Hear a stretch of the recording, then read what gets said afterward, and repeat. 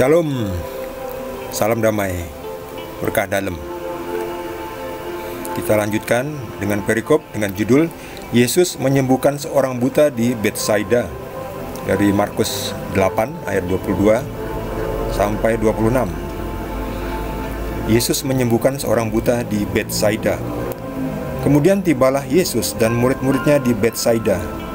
Di situ orang membawa kepada Yesus seorang buta dan mereka memohon kepadanya supaya ia menjamah dia. Yesus memegang tangan orang buta itu dan membawa dia keluar kampung.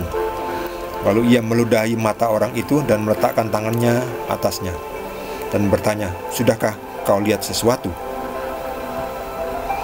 Orang itu memandang ke depan, lalu berkata, "Aku melihat orang, sebab melihat mereka berjalan-jalan, tetapi tampaknya seperti pohon-pohon."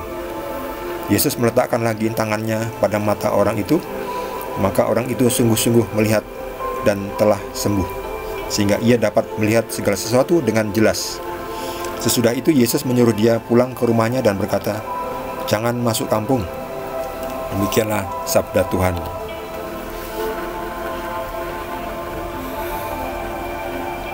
Di sini Yesus juga ingin menunjukkan sebuah proses, ya.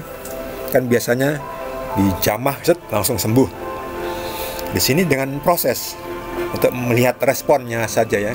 Sebab kalau selalu apa saja disentuh langsung sembuh, menjamah jubahnya set langsung sembuh.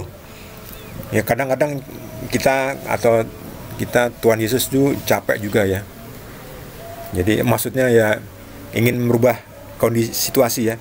Kali ini dibuat ada prosesnya di mana pekerjaan Tuhan Yesus itu terlihat proses, step-stepnya. Di sini pertama dilihat, apakah kamu bisa melihat? Sudahkah kau lihat sesuatu? Dia berkata, "Aku melihat orang, tetapi tampaknya seperti pohon-pohon." Oh, belum terlalu jelas, ya.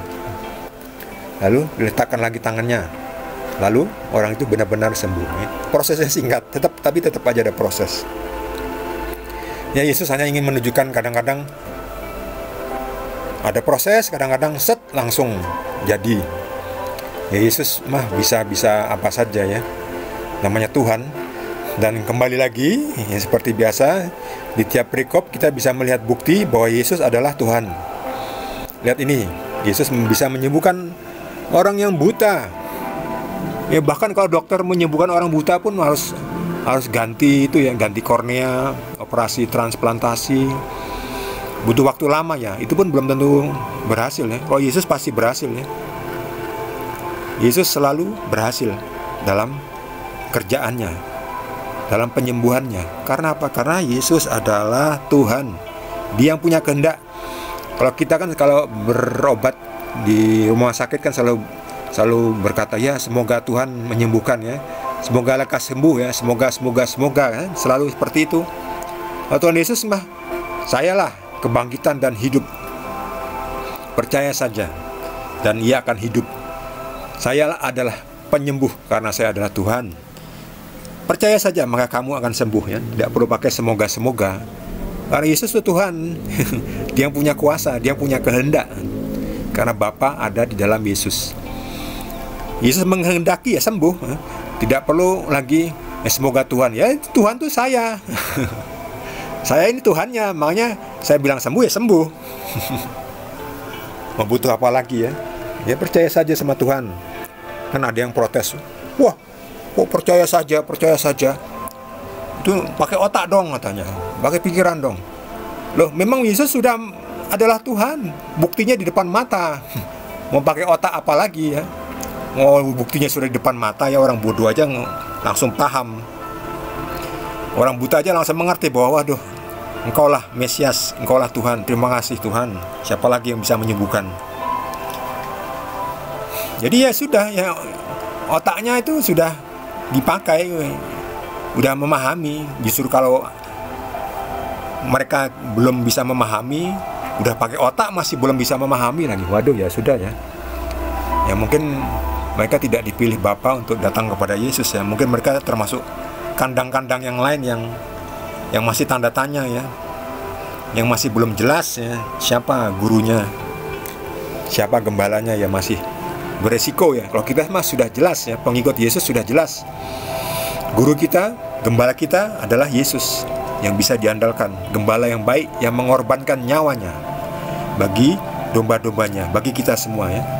Kalau gembala yang lain mah cari enaknya saja ya, ya seperti orang upahan ya. Ada duit ya saya kerja, nggak ada duit ya peduli amat, nah, saya kabur. Itulah ya. Inilah Yesus, Tuhan dan Juru Selamat kita. Maka percayalah. Tetapi Yesus kembali lagi juga menyuruh, jangan masuk kampung, nanti orang banyak malah mana sih, nanti kamu pasti memberitahukan kepada semua orang toh bahwa saya disembuhkan oleh Yesus itu, orang itu. Nanti orang kampung pada mengejar Yesus, nanti Yesus jadi yaitu datang kepada Yesus hanya untuk mencari kesembuhan, mencari rezeki, mencari jodoh, mencari kesuksesan bisnis. Ya itu.